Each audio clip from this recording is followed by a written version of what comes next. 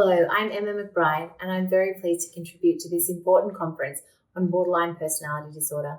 Thank you, Norm Curter and the BPD Foundation for inviting me to provide this video message. Let me start by acknowledging the traditional custodians of the land where I'm recording this today, the Gadigal people of the Eora Nation, and pay my respects to elders past and present. I extend that respect to all First Nations people joining us today. I would also like to recognise everyone with a lived experience of mental ill health. Borderline personality disorder, BPD, as you know, is a complex mental health condition and often misunderstood.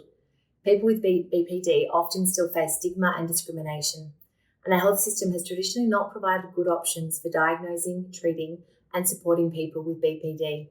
But our government is working hard to change this. We're putting mental health at the centre of Medicare and services in the centre of communities, making sure Australians can access free support and care close to home. While numbers don't tell the full story, this financial year we will invest $7.8 billion in mental health and suicide prevention, and we're continuing to roll out Medicare mental health centres across the nation, providing free walk-in support for people seeking information and advice, and wraparound care for people with more ongoing needs.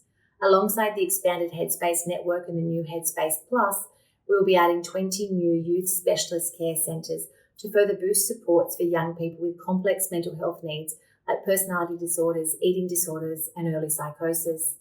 Our government is also strongly focused on suicide prevention. The national rollout of universal aftercare for people who have made a suicide attempt or experienced suicidal crisis is a big step forward.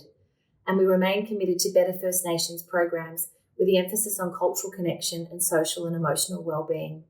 The Cultural Care Connect program is leading the way in demonstrating how First Nations-led approaches can increase cultural safety and support suicide prevention and aftercare for Aboriginal and Torres Strait Islander people. In all of these efforts in mental health and suicide prevention, our goal is to make sure that anyone who needs help can get it close to home.